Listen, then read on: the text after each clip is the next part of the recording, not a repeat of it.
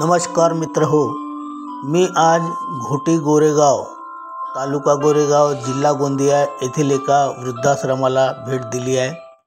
वृद्धाश्रमाचे अंतरंग व बाह्यरूप आपले परिचयाचे असावे, म्हणजे वृद्धाश्रमाविषयी आपली आस्था निर्माण होईल। या हेतूने हा व्हिडिओ आपल्या माहितीसाठी सादर करीत आहे।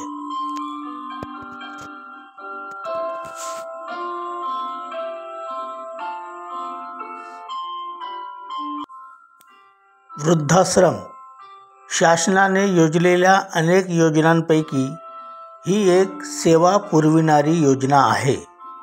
आपले असूनही नसतात आणि नसूनही नसतात अशा परिस्थितीत वृद्धाश्रम हे आपले असते। वृद्धाश्रम हे आपल्या भोवती मायेचे वलय तयार करते, जेवू घालते, खाऊ पिऊ घालते, सेवा करते, हातापायाच्या वेळी उराशी कवटाळते। या देशातील सर्व प्रकारचे वृद्ध जे 60 वर्षाच्या वरील आहेत ते सर्व शासनाचे मायबाप असतात। शासन अशा वृद्धांची आईबाप समजून सेवा करते, पण शासन प्रत्यक्षपणे ही सेवा न करता नोंदणीकृत संस्थेच्या मार्फत सेवा पुरविते। घरद्वार, हातरून पांघरून, कपडा लत्ता, औषधी, अन्नधान्य, नोकरचाकर अशा विविध सोयी पूर्ण करण्यासाठी पैसा पुरविते। यासाठी वृद्धाश्रम वृद्धांसाठी सोयीचे असे निवासस्थान ठरते। जीवनात बिकट प्रसंग आल्यास अशा वृद्धाश्रमाच्या आश्रयाला जावे हीच अपेक्षा।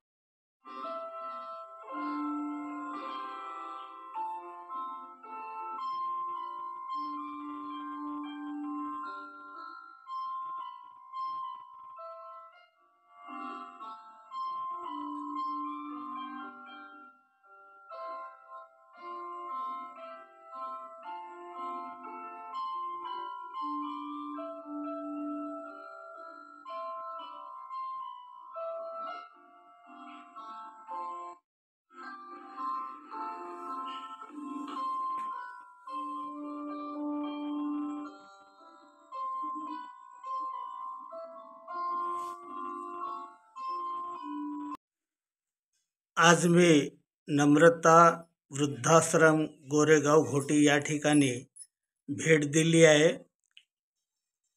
SS बहुउद्देशीय संस्थेचे सचिव माननीय धारगावे साहेब यांची सुद्धा आपली भेट झालेली आहे. तेव्हा त्यांच्या शब्दातून, त्यांच्या वाणीतून हे वृद्धाश्रम कसे चालवतात ते आपण माहिती जाणून घेऊ. धारगावे साहेब, जय भीम. जय. तर ही संस्था तुम्ही 1923ला रजिस्टर्ड केली. तर रजिस्टर्ड करण्यामागे किंवा ही संस्था स्थापन करण्यामागे तुमचा उद्देश काय होता? माझे नाव सदानंद धारगावे. मी SS बहुउद्देशीय संस्थेचा संस्थापक सचिव आहे आणि एक विदर्भवादी शेतकरी संघटनेचा अध्यक्ष आहे.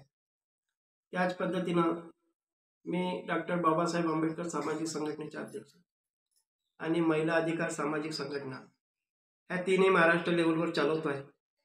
आणि या चालवत असताना मला नम्रता वृद्धाश्रम मी ओपन यासाठी केला की शेतकरी, शेतमजूर, विधवा महिला, निराधार व अपंग, श्रावणबाळ यांच्या उदरनिर्वाहाचं साधन काही लोकांचं राहत नाही. शासन त्यांना जे 1,500 रुपये, 1,000 रुपये महिना देत होता तोही 4-4, 6-6 महिने देत नाही. त्यावेळेस त्यांची उपासमारी, त्यांचे पूर्ण पैसे घेऊन घेतात आणि त्यांच्यावर उपासमारी येतो, मुलं कळत नाही. अशा वेळेस यांना कुठेतरी आसरा मिळावा हा उद्देश माझ्या मनात आला आणि मी हा उद्देश ठेवून लोकवर्गणीतून, लोकांच्या 2 रुपयाच्या वर्गणीमधून हा एवढा मोठा उपक्रम, वृद्धाश्रम शासनाच्या कुठल्याही प्रकारचा ग्रँट नसताना सुद्धा. वृद्धाश्रम चालवायला शासनाकडून अजून काही तुम्हाला अनुदान मिळते का? नाही. मग हे चालवण्यासाठी तुम्ही पैसा कुठून कलेक्ट करता? आम्ही लोकांकडून 2 रुपयाची वर्गणी घेतो. तांदूळ मिळो, अनाज मिळो किंवा 2 रुपये कोणी भाजीपाल्यासाठी दिले ते आम्ही घेतो आणि त्यांच्या माध्यमातून लोकवर्गणीतूनच आम्ही हा आमचा वृद्धाश्रम चालवतो. बरं, वर्गणी मागताना काही त्रास होते तुम्हाला? त्रास खूप होतो, भरपूर त्रास होतो, परंतु आम्ही त्रास सहन करायसाठीच आहोत. कारण शेतकरी, शेतमजूर, विधवा महिला, निराधार हे आधीपासून त्रासलेले लोक असतात आणि यांचं नेतृत्व मी करतो आहे. त्याच्यामुळे मला यांची जाणीव असल्यामुळे मला कितीही त्रास झाला तरी मला आश्रम चालवायचा होता. म्हणून मी हे नम्रता वृद्धाश्रम गोरेगाव घोटी आंबेडकर वार्ड क्रमांक 4 इथे चालू केलं. बरं, हे जे लोक तुम्हाला वर्गणी देतात तर अंतःकरणातून देतात की रागावून देतात तुम्हाला?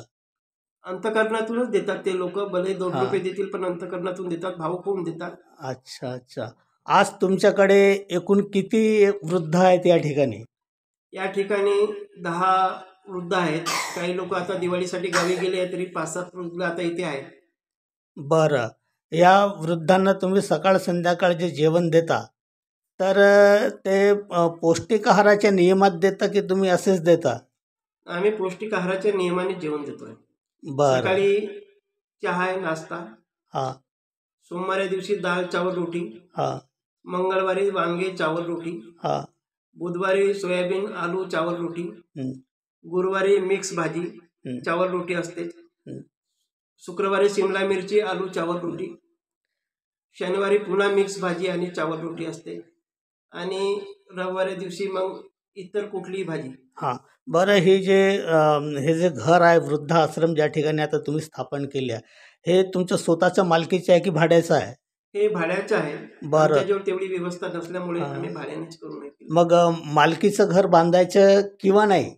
मालकीचं घर शासनाने आम्हाला जागा उपलब्ध करून दिली तर मालकीचंच घर बांधायचा आणि तिथेच आमचा हमेशासाठी वृद्धाश्रम. बरं, जागा शासन तुम्हाला जेव्हा प्रोव्हाइड करेल किंवा देईल तर ती कोणत्या प्रकारची जागा देईल? कोण देईल?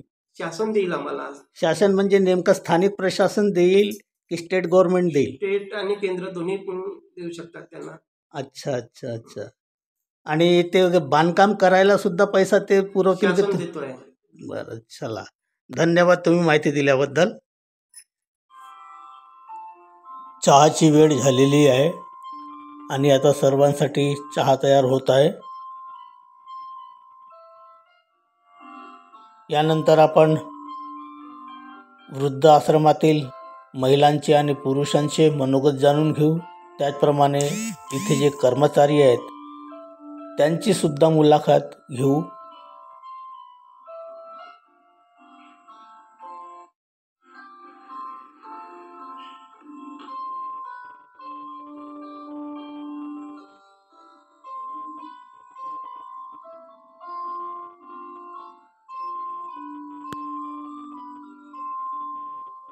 हे बघा, सर्व मंडळी या ठिकाणी बसलेली आहे, उपस्थित आहे.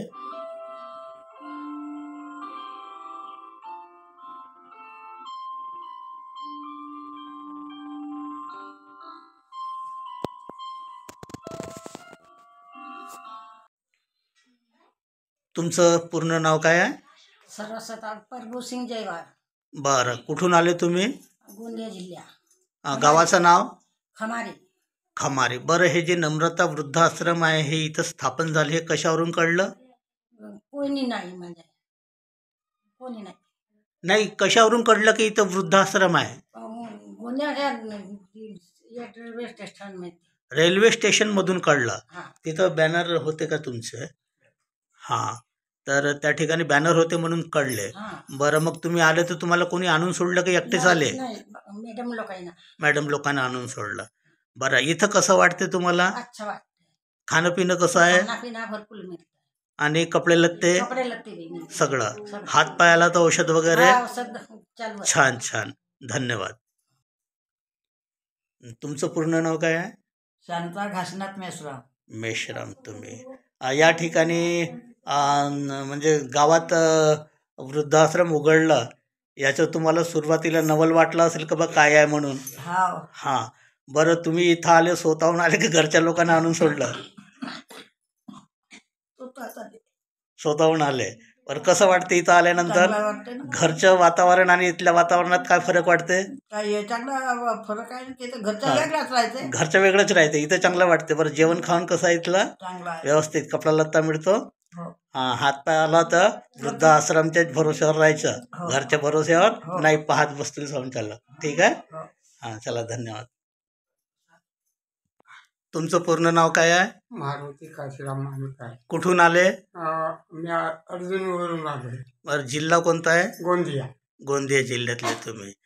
इथं तुम्ही या वृद्धाश्रम मध्ये आले, तर हे कसं कळलं की इथं वृद्धाश्रम आहे? आम्हाला मॅडम लोक ना आणले. मॅडम लोक आले होते तुमच्या गावापर्यंत? गावाकडे नाही आले. हा. आम्ही रेल्वे स्टेशनवर होतो. अच्छा अच्छा. मंदाचा चाला म्हणून. हा हा, बरं बरं, तेच घेऊन आले तुम्हाला? मग त्या घेऊन आले. ते घेऊन आले. इथं याच्यापूर्वी तुम्ही घरीच राहत होते की फिरत होते इकडे तिकडे? घरीच राहत होते. तर घरच्या वातावरण आणि इथल्या वातावरणात तुम्हाला काय फरक जाणवतो? आता याची चांगलं लागतं माझ्या. चांगला लागते. हा हा हा. जेवण वगैरे सगळं व्यवस्थित मिळते? व्यवस्थित मिळते. बरं, बस. तुमचं पूर्ण नाव सांगा. नामदेव खुशाल डोंगरे, घोटी. घोटीचेच राहणार तुम्ही? म्हणजे इथं तुमचं घर आहे आणि इथंच वृद्धाश्रम आहे. मग घर आणि वृद्धाश्रम याच्यामध्ये कोणतं चांगलं ठिकाण वाटते? मला ते वाटते. हा, इथंही चांगलं वाटते. बरं, तर इथं शेवटपर्यंत राहायचं विचार आहे की घरी जाल? विचार आहे ना. हा, बरं, ठीक आहे. आश्रमाला भीमरावजी वैद्य सर यांनी भेट देऊन आमच्या वृद्धाश्रमाच्या जे काही चित्रीकरण केलं त्याच्याबद्दल आम्ही त्यांच्या पुष्पगुच्छ देऊन सर्व कर्मचाऱ्यांच्या वतीने त्यांचं स्वागत करीत आहोत. तर सर्वांनी त्यांचं स्वागत करावं. सर,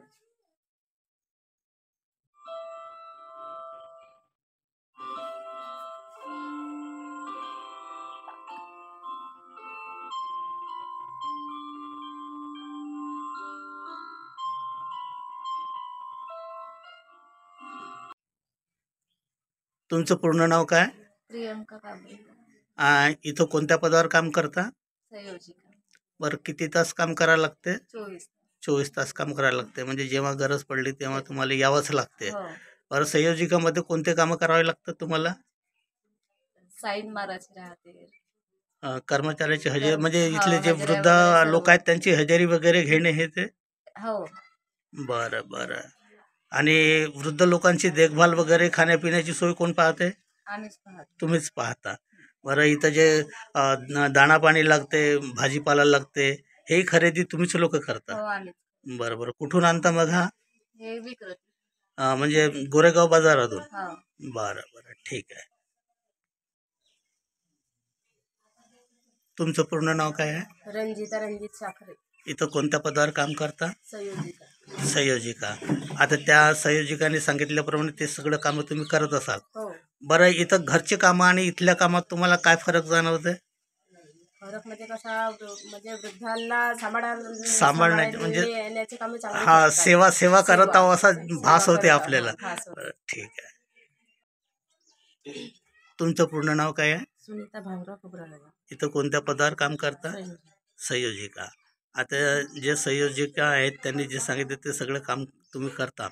इथं जे वृद्ध लोक येतात आणि समजा ते आपल्या आई वडिलासारखे असतात, पण कसेही वागले तरी आपल्याला त्याचा राग येतो का? नाही सर, नाही. बिलकुल नाही करत. नाही. खरंच खरंच टाकलं त्यांनी नाही. त्रास दिले तर तुम्हाला नाही त्रास पण तरी त्यांना तर पण काही नाही वाटत. म्हणजे आपण सेवा केल्यासारखं हो, चांगलं भाव वाटतं निर्माण, त्यांची सेवा चांगलं वाटतं सेवा करण्यामध्ये. बरं, ठीक आहे, धन्यवाद. पूर्ण नाव काय? रंजू अक्षय रामटेके. रामटेके. कोणत्या पदावर काम करता? संयोजिका. संयोजिका. आता हे जे बाकीचे संयोजिका आहेत त्यांनी सगळं वेगवेगळे कामं सांगितलेले आहेत. तुमच्याकडे कोणत्या कामाची जबाबदारी आहे? जेवणा वगैरेची. स्वयंपाक वगैरे करतात सकाळ हो. संध्याकाळचा? हो. बरं. आणि 24 तास सेवा देता तुम्ही? हो. आणि समजा यांची तब्येत वगैरे बरी नसली म्हाताऱ्या लोकांची तर मग कुठं नेता तुम्ही यांना दवाखान्यात? दवाखान्यात PSCला गोरेगावला. गोरेगावला नेता? हो. बरं बरं, म्हणजे ही सोय आहे तुमच्याकडून, हो. तुम्ही करता सगळं. बरं, ठीक आहे. मग समजा एखाद्या वृद्धाला चालता येत नसेल तर त्याला कशाने न्याल? ऑटो. ऑटोनं. ऑटोचा पैसा कोण देईल? आम्ही. तुम्ही देणार. बरं, धन्यवाद. तुमचा परिचय सांगा. या मयूरराव इथंच राहता? गोरेगाव गोरेगावला राहता. कोणत्या पदावर काम करता? संयोजिका.